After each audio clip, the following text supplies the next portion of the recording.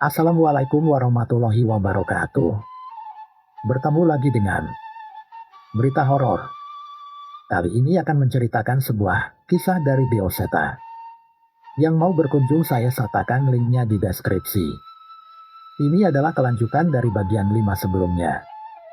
Buat yang baru bergabung, bisa baca dulu bagian 1-5 lewat link di deskripsi di bawah ini.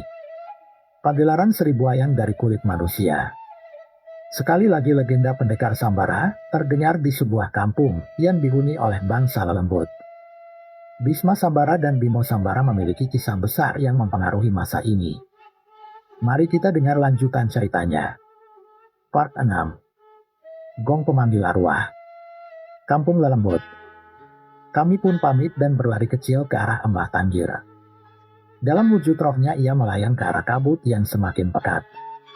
Tak kusangka mereka mengenali kalian, ucap Embah Tanggir. Mereka itu siapa, Mbah? Apa hubungannya dengan kami?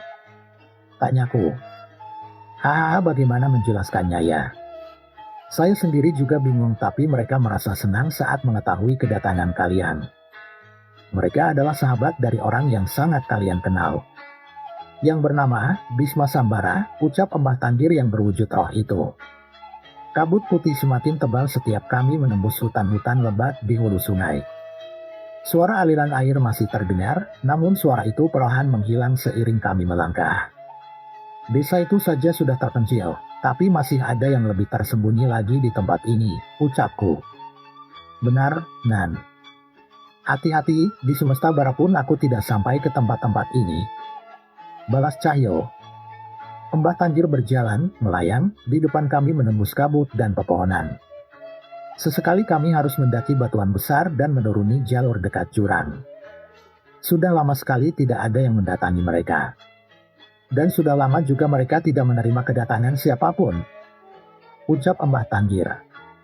Mereka itu siapa, Mbah? Kita sudah berjalan hampir 1 jam tapi Mbah masih belum memberitahu siapa yang akan kami datangi, protes Cahyo.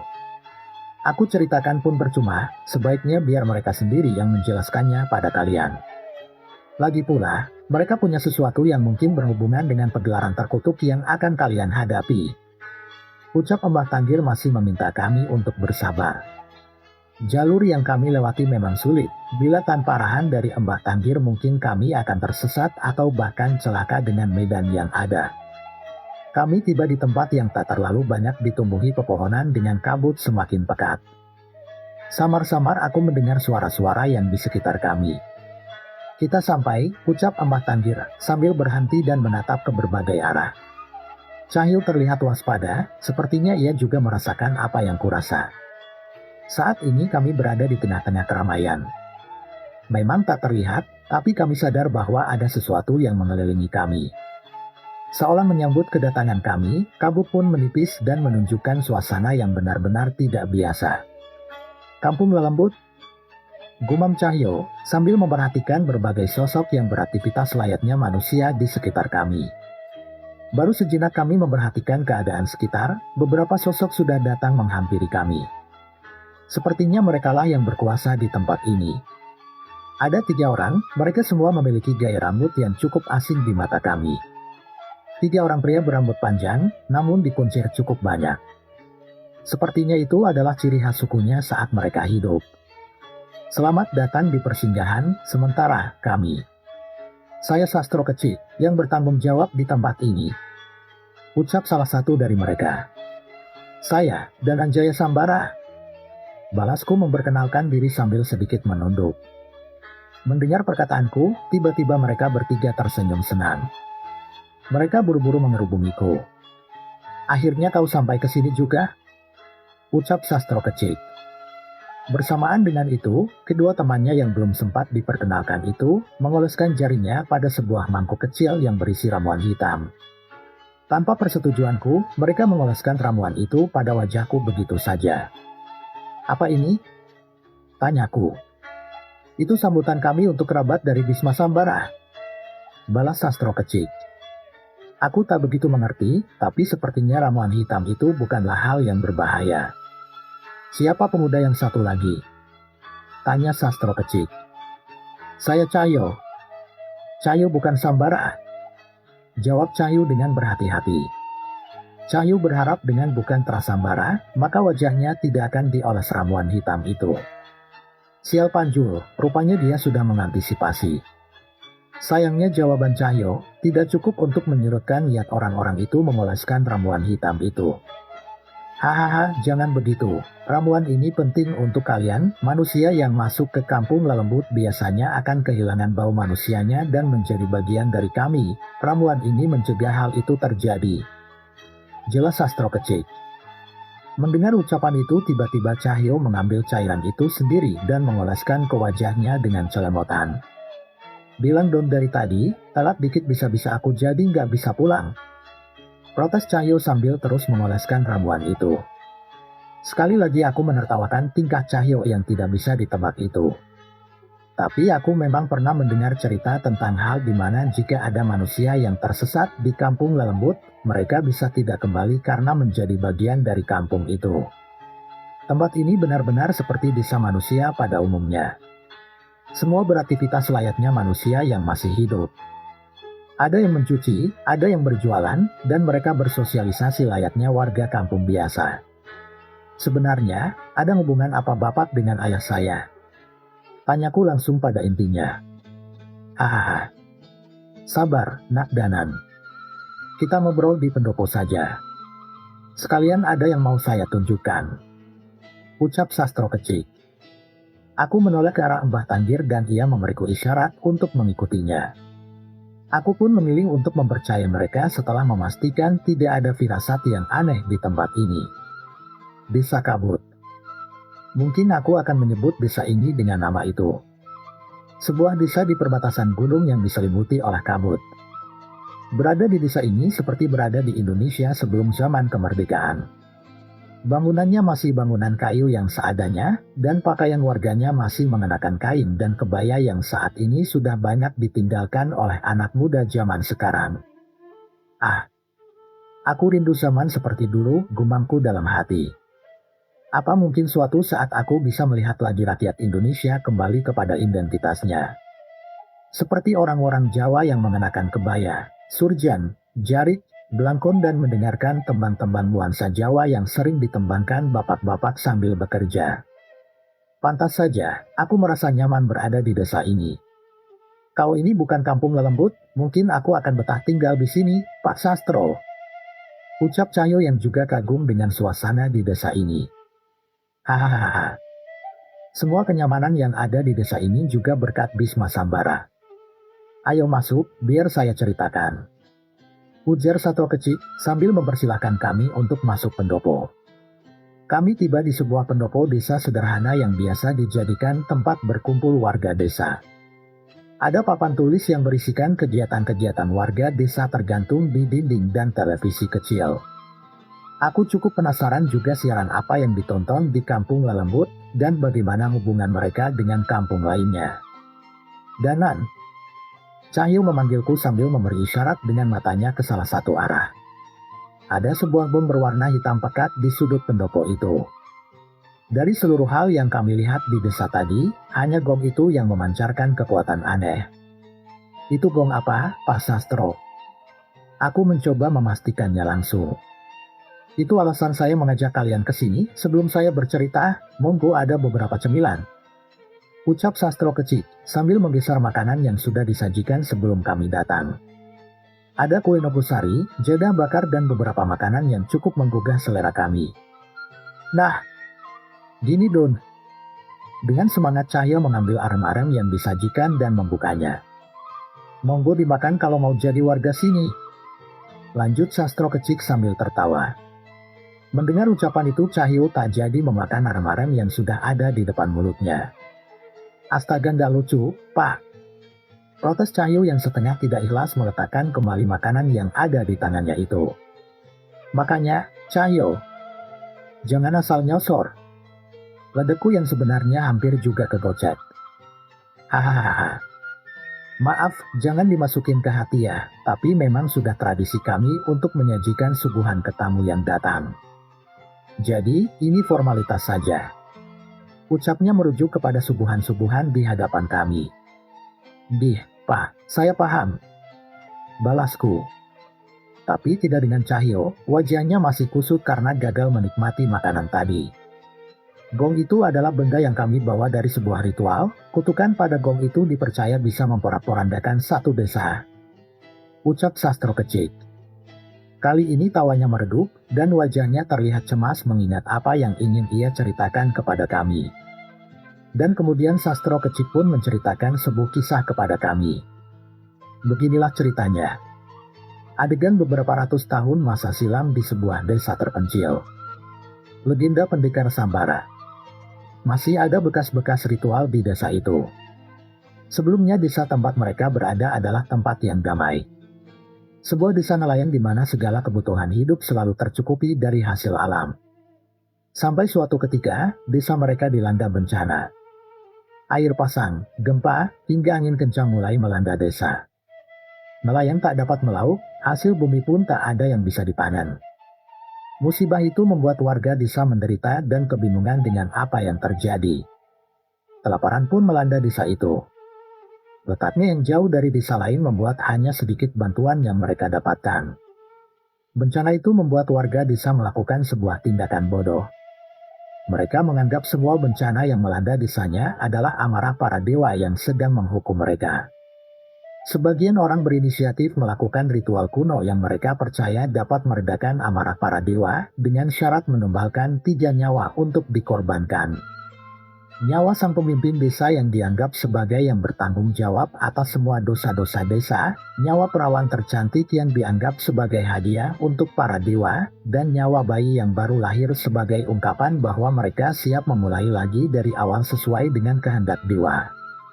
Suara tangis pecah di antara keluarga-keluarga korban, namun warga yang sudah kesulitan menahan rasa laparnya tak lagi bisa berpikir dengan sehat. Ritual kuno berumur ratusan tahun yang sudah lama ditinggalkan kini dilakukan kembali. Seorang pemuda diwajibkan untuk berpuasa selama 7 hari, setiap malam ia harus menghabiskan waktunya untuk kungkum di sebuah sendang keramat yang berada tak jauh dari desa. Saat sang pemuda sudah dianggap bersih, ia akan dibawa ke tengah desa untuk melakukan ritual. Sang pemuda akan dijadikan wadah untuk utusan para dewa yang akan mengambil persembahannya. Di hadapan warga desa, beberapa sesepuh membacakan mantra secara bersamaan mengelilingi pemuda itu sepanjang hari. Saat hari mulai gelap, sosok yang dimaksud pun mulai merasuki sang pemuda. Ia sudah tahu apa perannya. Semua terjadi di hadapan seluruh warga desa. Pemuda itu mengakhiri nyawa kepala desa dengan menyembelih lehernya. Darah menetes membasahi tanah desa yang ia perjuangkan selama ini. Setelah memastikan kematian itu, ia menghampiri sang perawan tercantik yang sudah disiapkan untuknya. Di hadapan seluruh warga desa, pemuda itu menyetubuhi sang gadis perawan itu sebagai perantara dewa yang menerima pemberian warga desa. Dan yang terakhir, pemuda itu memakan hidup bayi yang dipersembahkan untuk para dewa itu. Suara tangisan bayi memecah keheningan warga yang memandang dengan takut. Sebagai manusia mereka tidak tega, tapi kebodohan mereka membuat semua hal ini terjadi. Ritual dengan mengorbankan 3 nyawa yang mereka lakukan ternyata berakibat bencana. Ritual itu ternyata memanggil ketiga sosok terkutuk yang akan terikat dengan warga desa. Warga melihat dengan mata kepalanya sendiri ketiga sosok yang tingginya melebihi pepohonan di desanya. Sebagian warga berlutut mengira ketiga sosok itu adalah dewa yang akan menyelamatkan desanya, namun ketiga makhluk itu justru menertawakan kebodohan manusia-manusia itu. Sosok itu menghilang begitu saja pada malam itu, namun warga desa tidak sadar bahwa ketiga makhluk itu sudah menjadi bagian dari desa. Mereka merasuki satu persatu warga sesuka mereka. Tiba-tiba saja ada warga desa yang mati dengan darah yang sudah mengering. Belum lagi ada perempuan-perempuan yang mati mengenaskan tanpa pakaian di hutan-hutan desa. Dan itu semua adalah ulah setan-setan yang muncul karena ritual yang mereka lakukan. Warga desa sadar akan kebodohan mereka. Persembahan kepada dewa yang mereka lakukan malah memanggil 3 iblis kuno yang ingin memangsa seluruh warga desa itu. Tak sedikit orang sakti yang mereka minta tolong untuk mengusir setan itu dari desa. Namun ikatan perjanjian darah antara warga desa dan setan-setan itu membuat mereka begitu terikat kuat. Setan-setan itu tidak akan berhenti sampai seluruh warga desa mati dan menjadi budak mereka sampai akhir zaman. Sampai suatu saat perjalanan Bisma Sambara dan Bimo Sambara adiknya membawa mereka sampai di desa itu. Mereka menyadari seberapa mengerikannya keadaan di sana. Nyawa tak lagi ada harganya, sebagian orang lebih memilih mati bunuh diri daripada mati oleh siksaan setan-setan itu. Kelaparan hingga penyakit menular sudah menjangkit, yang pada akhirnya desa itu terisolasi dari desa lain. Langit gelap, petir menyambar, hujan turun dengan deras. Alam sawah mengamuk melihat perbuatan manusia yang menodai kepercayaan Tuhan pencipta alam semesta ini. Dua orang pemuda berdiri di tengah hujan yang enggan untuk berhenti. Sedangkan kilatan yang menyambar, menunjukkan bayangan-bayangan besar yang mengelilingi sebuah desa. Mas Bisma Sambara yakin? Tanya Bimo Sambara yang mulai merasa gentar menyaksikan sosok-sosok itu. Kalau kamu gak yakin, ikut bersembunyi sama warga saja, jagai mereka. Bisma Sambara berkata tanpa menoleh. Ia terus mengawasi sosok-sosok yang bisa menyerang mereka kapan saja. Bisa saja ini di luar kemampuan kita, Mas. Lawan kita ini bukan lagi roh gentayangan atau setan alas. Ucap Bisma Sambara sambil menggenggam erat keris Raga Sukma dan menatapnya. Apa bedanya? Tujuannya kan sama, melindungi agar tidak lagi ada nyawa manusia yang melayang atau tersesat di jalan yang dilaknat Tuhan. Jawab Bisma Sambara. Mendengar jawaban kakaknya itu, Bimo Sambara hanya menghela nafas. Dalam lubuk hatinya yang terdalam ia memiliki perasaan yang sama dengan Bisma Sambara, namun keraguan masih menghantui dirinya. Kini ketiga iblis kuno itu sudah ada di hadapan mereka. Di zaman kerajaan dulu, beberapa orang menggunakan jalan pintas untuk mendapat kekuatan. Ada 3 nama yang mereka puja untuk mendapatkannya: Sawantra, sang pembawa kematian; Gawantri, sang pemikat; Jurdana, sang wabah. Mereka adalah iblis yang memberi berkat pada manusia-manusia yang haus akan kekuatan, kesaktian, dan pemikat. Ada yang percaya bahwa santet, pelet, dan kutukan berasal dari ketiga iblis itu. Jelas Bisma Sambara pada adiknya Bimo Sambara. Maksudnya, yang kita lawan adalah 3 makhluk itu? Bimo Sambara memastikan. Bisma Sambara mengangguk. Ia sadar bahwa yang akan ia lawan bukan masalah biasa.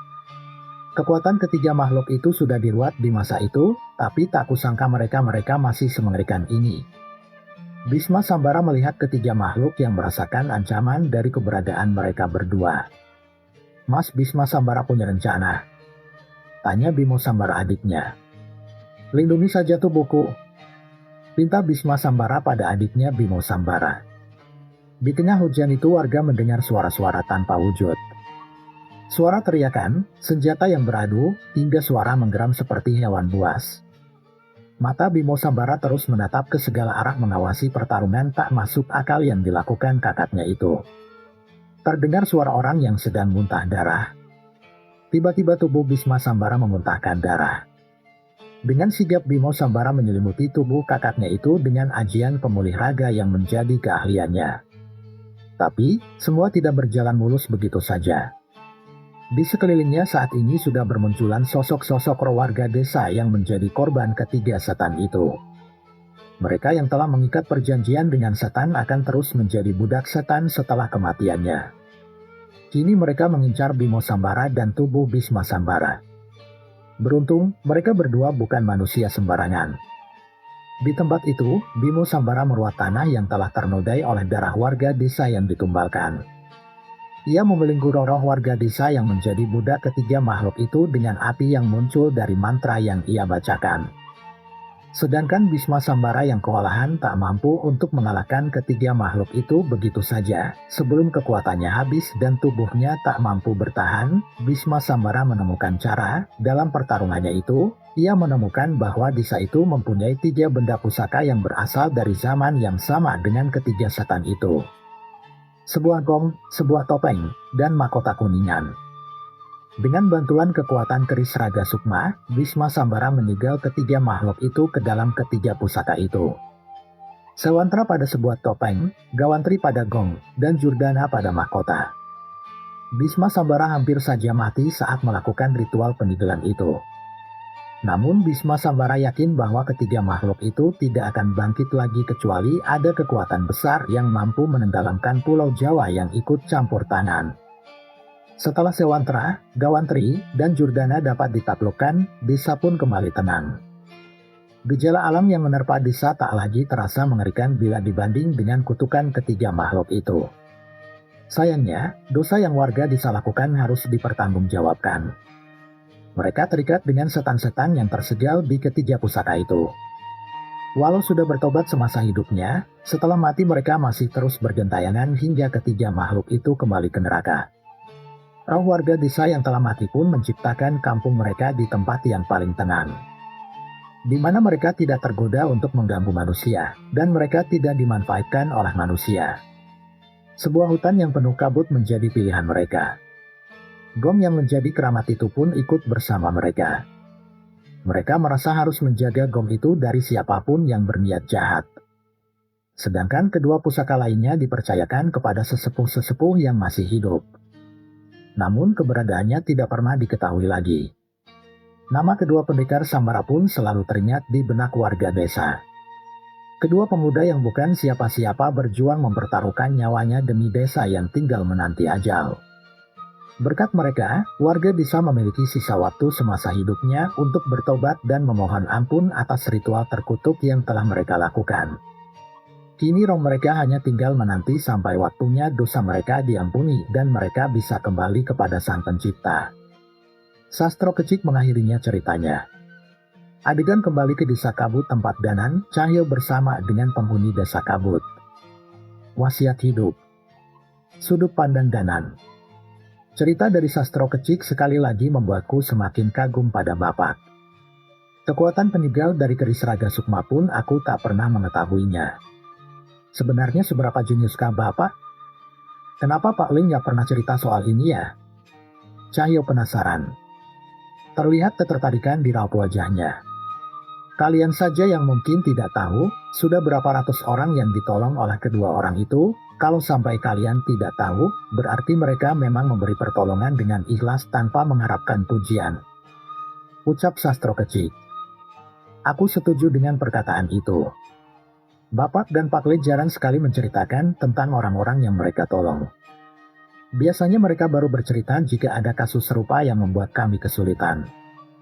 Sekarang masalahnya, ketiga pusaka keramat diincar untuk pagelaran seribu wayang dari kulit manusia. Hal mengerikan akan terjadi jika pusaka-pusaka keramat berkumpul di satu tempat, jelas Sastro Kecik. Maksudnya mereka mengincar bom ini? Tanya Cahyo memastikan. Sastro Kecik mengangguk. Ia menceritakan bahwa Raden Giri Sangkur sudah menguasai pusaka topeng Sawantara. Topeng itulah yang ia gunakan untuk mengumpulkan pengikutnya hingga saat ini. Sedangkan mereka tahu akan ada yang mengambil gong tua yang mereka sembunyikan di balik kabut ini. Tidak ada yang bisa menghalangi jika mereka ingin merebut gong ini. Kekuatan gelap yang dimiliki oleh gong ini bagaikan magnet bagi mereka. Ucap Sastro Kecik. Lantas, apa yang harus kami lakukan dengan gong ini? Tanyaku. Tidak ada. Balas Sastro Kecik singkat. Aku benar-benar tidak mengerti dengan ucapan Sastro Kecik. Kalau memang tidak ada yang bisa kami lakukan, untuk apa kami diajak ke tempat ini? Balasku. Mengenali kekuatan lawan juga merupakan strategi peperangan, setidaknya sekarang kalian sedikit mengetahui tentang kekuatan yang akan kalian hadapi. Selain itu, saya juga berharap kalian mewarisi semangat Bisma Sambara dan Bimo Sambara yang mungkin bisa menjadi petunjuk dalam pertarungan kalian nanti. Jelas Sastro Kecik. Napunten Pak Sastro, ngomongnya jangan kayak gitu, Pak Le Bimo Sambara masih hidup kok, masih di Klaten. Potong Cahyo. Aku menikut Cahyo menegur atas ketidaksopanannya. Pak bener kan? Pak Le kan masih hidup? Bisik Cahyo. Memang wajah Sastro Kecik dan Embah Tanggir terlihat bingung.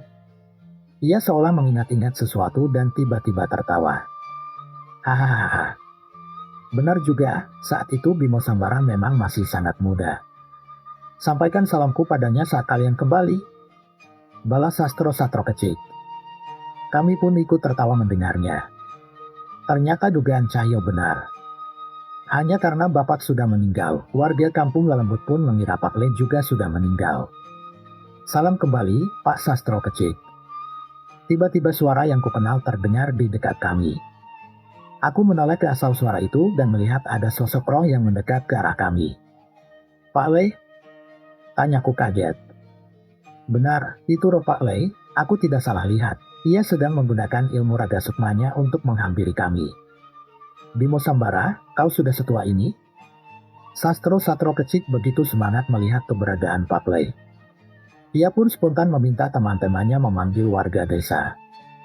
Saat itulah keriuhan terjadi. Tidak usah berlebihan, Pak Sastro Kecik, ucap Pak Le. Seluruh warga kampung Lelembut itu mengerubungi Pak Le. Mereka penasaran dengan keadaan seseorang yang pernah menyelamatkan mereka. Saat itu aku dan Cahyo hanya menjadi pemeran figuran. Kami menyaksikan bagaimana semangatnya warga desa yang bisa bertemu lagi dengan Pak Le. Ada pertanyaan-pertanyaan kecil mereka sampaikan pada Pak Le, namun Pak Le membalas seadanya saja karena kedatangan Pak Le ke sini pastilah atas suatu hal yang mendesak. Setelah menyapa warga desa, Pak Le menceritakan maksud dan tujuannya ke tempat ini. Apa yang bisa kami bantu, Bimo Sambara? Tanya Sastro Kecik. Tidak ada, Pak Sastro. Saat mereka datang untuk mengambil gong itu, biarkan saja. Menjauhlah dari mereka, jangan sampai mereka merusak apa yang sudah baik di sini. Jawab Pak Le.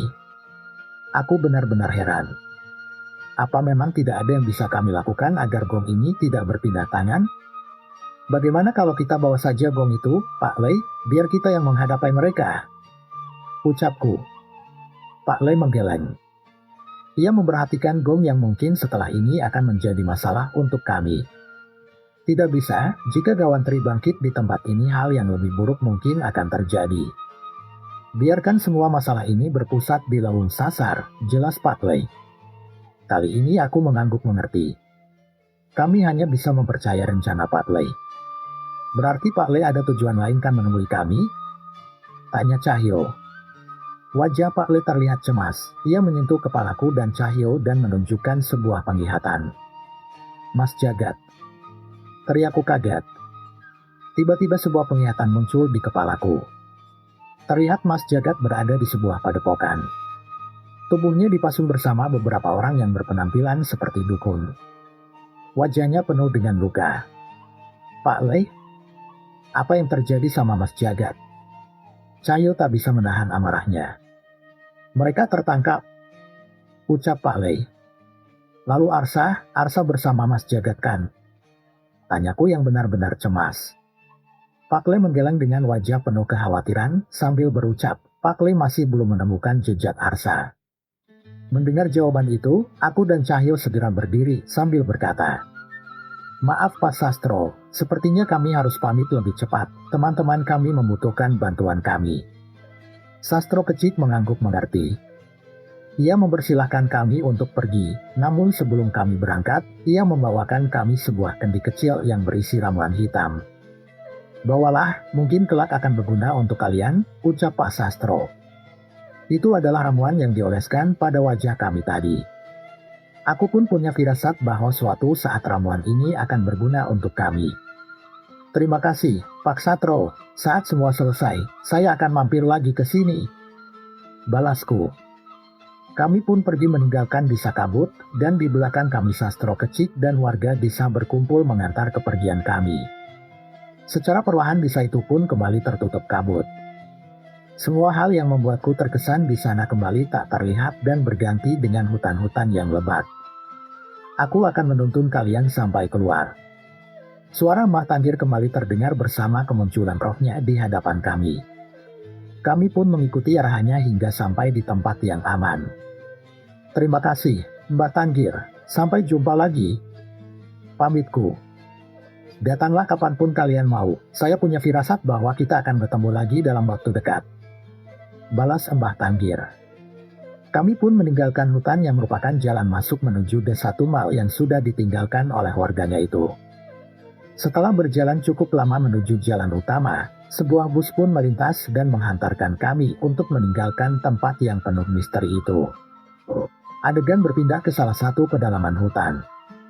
Penyerbuan. Rasa cemas akan keadaan Mas Jagat membuat kami tak tenang.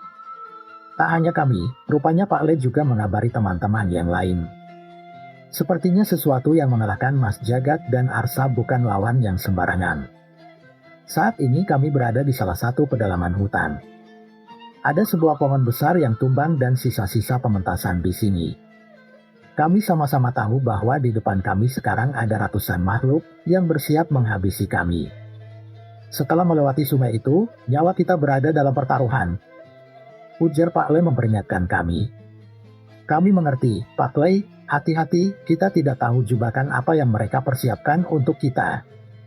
Tabah Cahyo. Aku dan Pak Le sudah menggenggam keris pusaka masing-masing. Sedangkan Cahyo sudah bersama Kliwon. Kami tidak bisa setengah-setengah dalam pertarungan ini. Tepat saat melewati sungai, kami segera berlari menuju sebuah bangunan tua yang ditunjukkan oleh Pak Le. Ia sudah mencari tahu keberadaan Jagat dengan ilmu raga sukmanya. Ada yang sudah menanti kami di sana. Sebuah keris pusaka yang sudah bersabar cukup lama untuk misi ini, yaitu keris Dasa Sukma yang telah dirasuki oleh Sukma Dirga. Ayo Dirga, teriakku bersemangat. Aku mengambil keris Dasa Sukma dan melemparkannya sekuat tenaga ke arah langit. Darah, tumpahkan darah kalian di sini, teriak makhluk-makhluk yang berwajah pucat dan roh-roh yang bergentanan itu. Aku yakin ini masih di alam manusia, namun keberadaan makhluk-makhluk berwajah pucat dan roh yang bergentayangan membuat seolah kami berada di alam mereka. Setelah melihat sosok kampung lembut yang begitu nyaman, sekarang kami malah dihadapkan dengan desa yang dipenuhi oleh setan-setan mengerikan ini.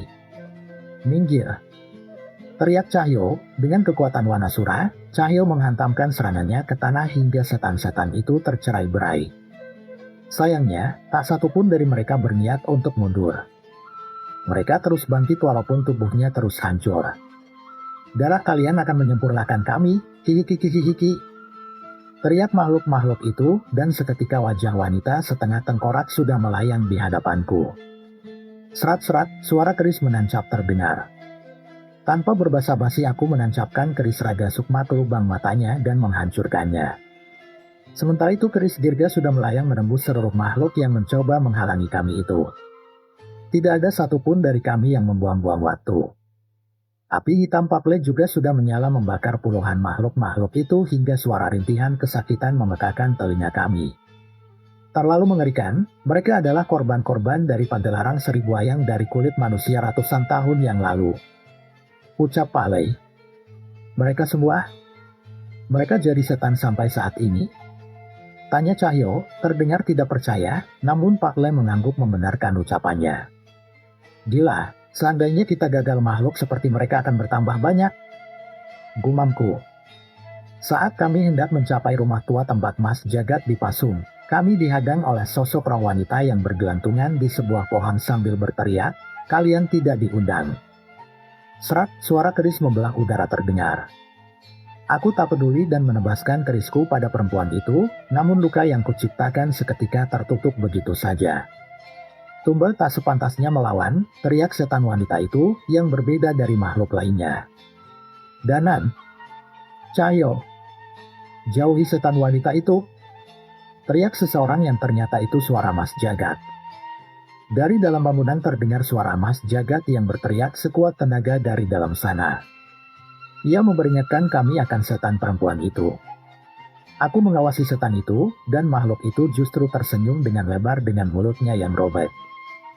Makhluk itu terjatuh dan merayap mengincar kami. Ada dua tangan lain yang tumbuh dari tubuhnya dan ekor ular muncul dari bagian bawah tubuhnya. Danan, menyingkir. Cahyo berteriak sambil menarik tubuhku yang tanpa sadar sudah diincar dengan ekor perempuan itu. Aku selamat, namun setan itu merangkak dengan cepat dan sudah ada di hadapanku. Minggir, teriak Cahyo, sambil mengangkat tubuh makhluk itu dan melemparkannya jauh-jauh. Anehnya makhluk itu dengan cepat bisa merangkak dan tiba di dekat kami lagi. Keempat tangan mengerikan itu terus berusaha meraih tubuhku, aku menghindar sekaligus menggunakan keris raga sukmaku untuk bertahan. Bau busuk dari setan itu semakin lama semakin menggangguku. Mas, jangan jauh-jauh, ucap makhluk perempuan itu yang dalam sekejap, Tiba-tiba wajah dan suara setan itu berubah menjadi Naya. Naya, ucapku, aku terhenti sejenak, dan saat itulah tangan setan itu berhasil mencengkeram wajahku. Bisa mati di hadapan orang yang kau sayangi adalah kebahagiaan, bukan? Hihihihihi, ujar makhluk perempuan itu yang telah berubah menjadi wajah Naya tanpa perbedaan sedikit pun. Aku lengah dan tak mampu menggerakkan seluruh tubuhku. Ketiga tangan setan itu menahan tangan dan tubuhku. Sial, aku lengah, gumamku dalam hati. Mas Danan mati sekarang saja ya, Naya benci Mas Danan. Ucap makhluk perempuan itu berbisik di telingaku. Jantungku berdegup kencang. Ucapan itu menusuk jantungku, padahal aku tahu itu adalah ucapan dari sosok setan. Entah mengapa itu terasa begitu nyata dan begitu menyakitkan. Aku ingin mati saja. Tiba-tiba api merah menyala di hadapan wajahku. Makhluk itu tiba-tiba terbakar begitu saja. Aku menyadari bahwa ini adalah perbuatan Pak Lei. Panas, panas, Mas Danan, tolong. Ucap makhluk perempuan itu dengan suara Naya. Wajah Naya, dia kesakitan. Tanpa sadar aku melangkah mencoba meraih makhluk itu. Plak, tiba-tiba pipiku kena tampar. Jangan goblok, teriak cahaya yang tiba-tiba memukul kepalaku sekuat tenaga hingga hampir terjatuh. Setan itu berbahaya bukan karena kekuatannya, tapi karena tipu dayanya. Benar ucapan Cahyo. Seharusnya aku sadar akan hal itu, namun entah mengapa aku tidak bisa melawan perasaan ini. Ayo, Pak Lei, teriak Cahyo, sambil Cahyo melempar makhluk itu ke atas agar ia tidak bisa segera menghampiriku lagi. Sementara Pak Lei menyalakan geni baraloka yang sudah bersiap menghanguskan setan perempuan itu tepat saat ia terjatuh. Musnah kau makhluk biadab, teriak Cahyo. Saat makhluk itu mulai terjatuh, tiba-tiba makhluk itu mulai tersenyum dan menatap ke arah Pak Lei sambil berucap, "Bapak." Seketika wajah Pak Lei berubah pucat. Pak Lei ragu dan bini baralokanya padam begitu saja. Kiki, tawa makhluk perempuan makhluk itu dan berhasil jatuh ke tanah dengan selamat. Namun kali ini ia tidak menyerang kami, ia merangkak dengan cepat pergi menjauhi kami begitu saja. Makhluk itu melarikan diri. Pak Lei, apa yang terjadi? Tanyaku dengan cemas. Pak Lei jatuh berlutut dengan air mata yang menetes. Aku penasaran wajah seperti apa yang ditunjukkan makhluk itu pada Pak Lei. Mengapa ia memanggilnya Bapak? Jangan tanya macam-macam ke Pak Lei, ucap Cahyo memperingatkanku. Aku mengangguk mengerti. Kami tidak ingin membuka luka lama Pak Lei yang membuatnya terpuruk hingga seperti ini. Sementara kami sibuk melawan makhluk itu, rupanya Dirga dalam wujud Tris Dasasukma sudah berhasil melumpuhkan setan-setan di sekitar bangunan itu. Cepat, Mas. Sebelum mereka bangkit lagi, teriak Dirga melalui sukmanya. Kami pun bergegas memasuki bangunan itu dan memasuki beberapa ruangan yang tak berbentuk. Pak Lei yang masih terguncang berusaha mengingat keberadaan jagat saat ia menemukannya dalam wujud sukma. Di sana, ucap Pak Lei menunjuk ke sebuah ruangan paling belakang. Pak Lei benar, di sana ada beberapa orang yang dipasung. Mas Jagat. Cahyo segera menolong Mas Jagat dengan membuka pasung di tubuhnya. Tubuh Mas Jagat lemas, bahkan untuk berdiri saja ia kesulitan. Minum ini. Pak Lei memberikan air yang sudah didoakan pada Mas Jagat. Mas Jagat berhasil mendapatkan kesadarannya kembali, tapi itu saja belum cukup. Pak Lei menggunakan kesaktian keris Sukmagini dengan meneteskan darahnya pada bilah putihnya. Tetesan api itu jatuh pada tubuh Mas Jagat dan menutup luka-lukanya. Terima kasih, Pak Lei. Ucapku, lega melihat Mas Jagat kembali pulih, namun aku sadar tidak semua luka di tubuh Mas Jagat tertutup. Entah apa yang sudah ia hadapi sampai luka yang begitu parah bersarang di tubuhnya. Kita tolong mereka juga, Pak Lei, ucap Mas Jagat. Mereka siapa, Mas? Tanyaku. Dukun, orang pintar, ulama, mereka adalah orang-orang yang mencoba menggagalkan rencana Raden Giri Sangkur, tumbal orang sakti sangat dinanti di pagelaran itu. Jelas Mas Jagat. Aku menatap wajah mereka satu persatu. Sebagian dari mereka tidak sadarkan diri. Mas Jagat meminumkan air doa dari Pak Lei pada orang-orang itu hingga mereka tersadar. Apa mereka tidak sadar semengerikan apa sosok yang mereka hadapi, ucap Cahyo sambil geleng-geleng kepala. Hihihihihi, memang hanya kalian saja orang-orang bodoh di tanah ini. Tiba-tiba suara seorang kakek terdengar dari sudut ruangan. Kami menoleh, dan di sana terlihat seorang kakek dengan tubuh yang begitu kurus. Wajahnya terlihat begitu mengerikan dengan kedua matanya yang dijahit. Kakek siapa? Tanyaku. Hei, orang bodoh. Sama seperti kalian, hei. Ucapnya, dengan keadaannya yang seperti ini kakek itu masih tertawa. Tak ada banyak waktu, pagelaran akan segera dimulai. Ucap Mas Jagat. Kami ingin segera pergi, tapi setan-setan di luar tadi sudah mengepung bangunan ini. Tidak mungkin kami meninggalkan orang-orang ini. Bahkan jika membawa mereka dengan ilmu lintas alam Mas Jagat, mereka akan mati lebih dulu di alam lain. Kalian pergi saja, biar aku yang mengurus orang-orang ini dan membereskan mereka. Ucap kakek dengan mata terjahit itu. Kakek jangan bercanda, ucap Cahyo. Kakek itu merespon Cahyo dengan melepeh sesuatu dari mulutnya ke arah Cahyo. Dengan sigap Cahyo menahan dengan tangannya dan tangan Cahyo terluka. Kakek sial! Teriak Cahyo kesakitan. Bawa benda itu. Kakek itu tak membiarkan Cahyo berbicara. Namun dari luka yang diterima Cahyo, kami jadi sadar bahwa kakek itu mungkin benar-benar punya kemampuan untuk menyelamatkan mereka. Bawa benda itu dan pergi dari sini. Cepat! Teriaknya kakek itu. Baiklah kalau begitu, Kek, saya titip mereka. Balas Mas Jagat yang saat itu juga membaca sebuah ajian yang membuat salah satu sudut ruangan ini dipenuhi kabut.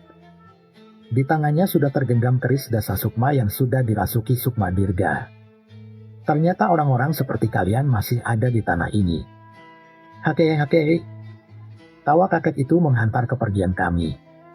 Saat perasaanku benar-benar tidak menentu seolah sesuatu yang sangat buruk sudah menanti kami di sana. Kami mengikuti Mas Jagat berlari, melintasi kabut yang semakin menghitam. Pohon tandus, bukit kering, hingga suara rintihan yang mengerikan mengiringi perjalanan kami melintasi alam yang dipilih oleh Mas Jagat. Persiapkan semuanya, teriak Mas Jagat. Kabut pekat pun menyelimuti kami. Suara dinding yang mengalun dengan meriah menyambut kedatangan kami di sebuah hutan yang begitu kelam. Kami memasuki Leweung Sasar. Kami tiba di hutan ini sekali lagi. Ini pemandangan yang tidak masuk akal. Sebuah pagelaran sudah menanti di depan sana. Hutan yang sebelumnya sepi ini kini dipenuhi makhluk-makhluk yang mengerikan. Kami berada di antara setan-setan yang melayang-layang, pocong yang berada di setiap sudut pohon, hingga sosok raksasa yang menyaksikan dari balik pepohonan. Sialnya, tidak hanya setan-setan saja yang menanti pagelaran seribu wayang dari kulit manusia. Ada kumpulan-kumpulan manusia yang menyaksikan pementasan terkutuk ini. Mereka adalah pemuja setan-setan yang terlibat dalam pagelaran ini. Orang-orang bodoh yang mengharapkan kenikmatan duniawi sejenak dengan mengorbankan segalanya. Danan Cahyo. Terdengar suara seseorang yang ku kenal dari salah satu sisi hutan. Gama? Budi? Bagaimana kalian bisa ada di sini? Tanyaku menyambut mereka.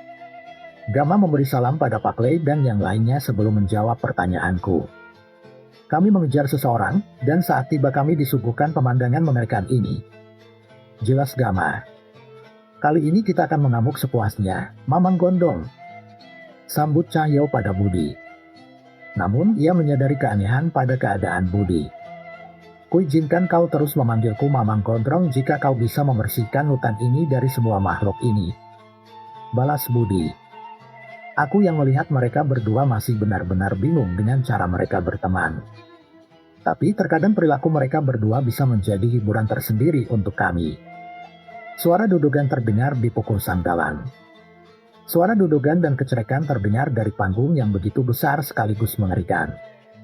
Ada bayangan gunungan wayang yang terlihat di kelir panggung itu. Seorang dalang sudah ingin memulai permainannya. Suara jantungku berdegup keras. Tiba-tiba suasana yang aneh terbentuk saat wayang itu dimainkan. Gama dan Budi terlihat menyadari sesuatu di atas panggung. Gama, itu Kiwardi, teriak Budi. Gama menyadari keberadaan sosok yang mendampingi sang dalang di atas panggung itu. Dan dalang itu terlihat tidak asing. Tambah Gama. Danan, itu Arsa. Teriak Cahyo yang menyadari siapa dalang yang memimpin pagelaran seribu wayang dari kulit manusia itu. Bersambung part 7. Nantikan cerita berikutnya. Terus ikuti channel Berita Horor.